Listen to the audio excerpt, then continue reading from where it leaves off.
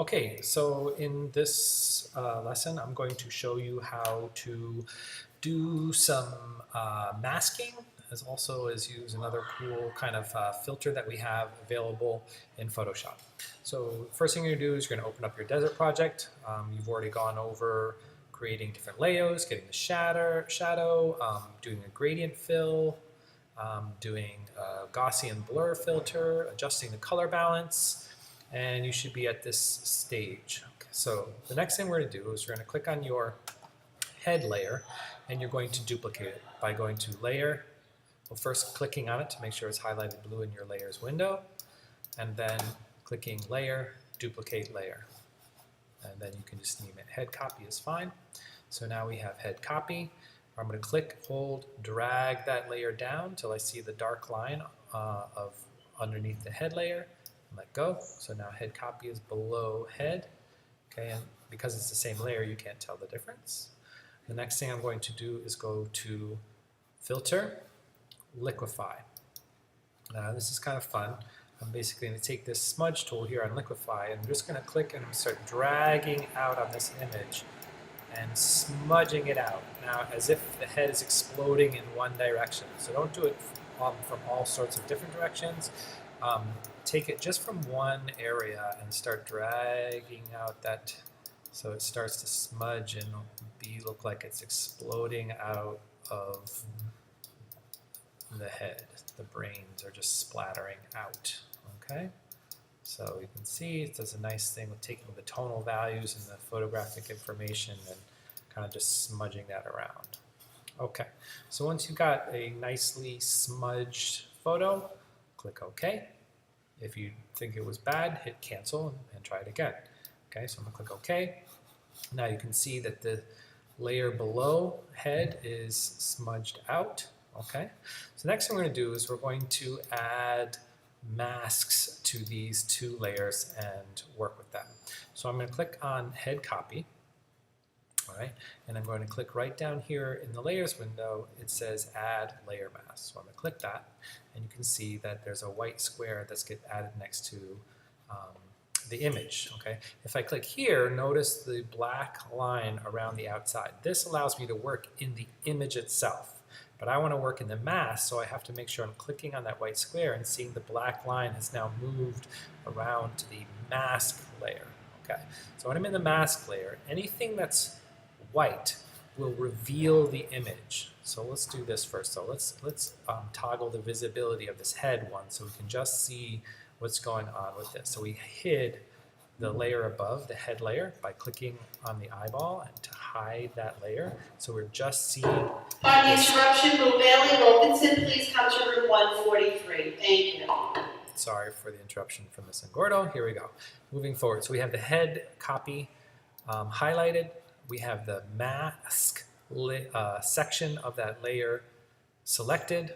And then I'm going to come over to my brush tool.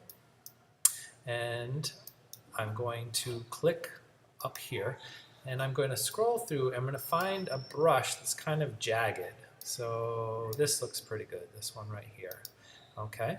And I'm going to change the size of it so it's kind of large. So when I move it over to the screen, you can kind of see it's kind of like a jagged size. But if I go bigger, I can, you can make it bigger. I can go really big and fill the whole head, but I don't want to do that. Okay.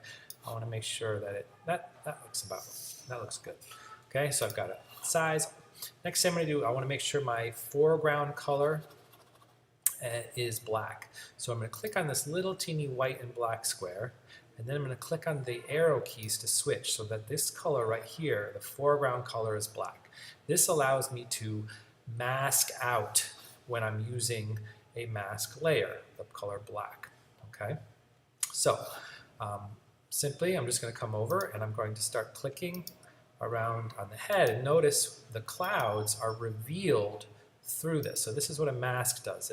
It basically, anywhere where the black is painted, it's going to hide or mask out the image layer and allow the layer below it to be revealed. It's kind of like erasing, except for you're not actually erasing the actual image. The image stays the same. If I use an eraser, I would never be able to get that back. Okay?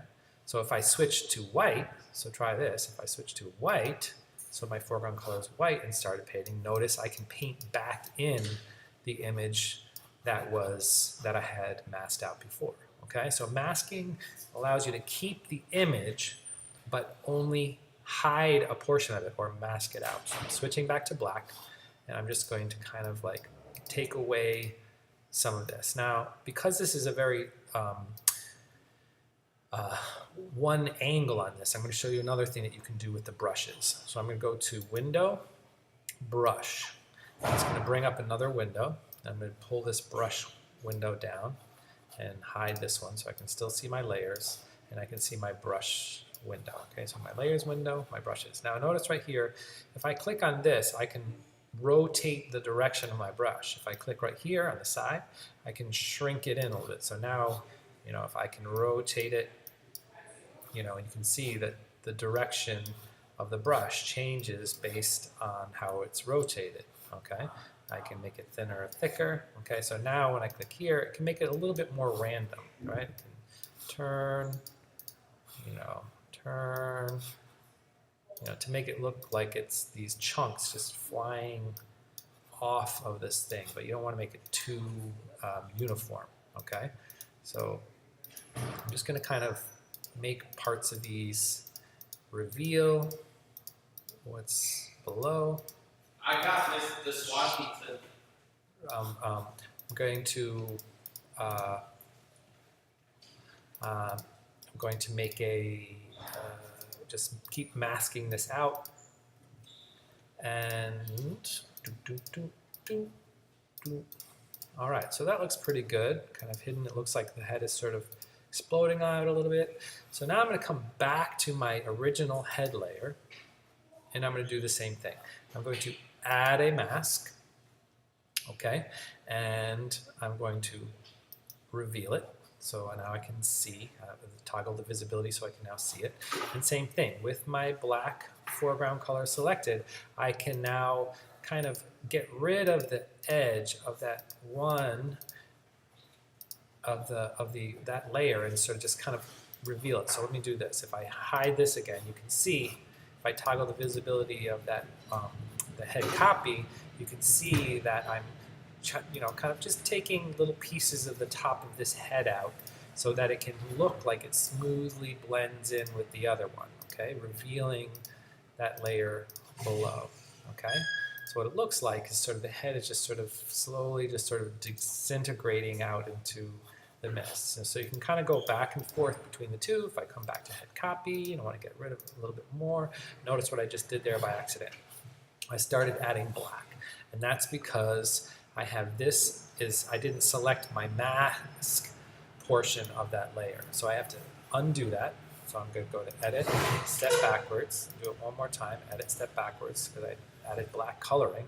Okay, so I don't want to do that. I want to make sure that I'm actually selecting the mask portion of that layer when I come back to the different layer. Okay, so otherwise you'll just paint black or paint white.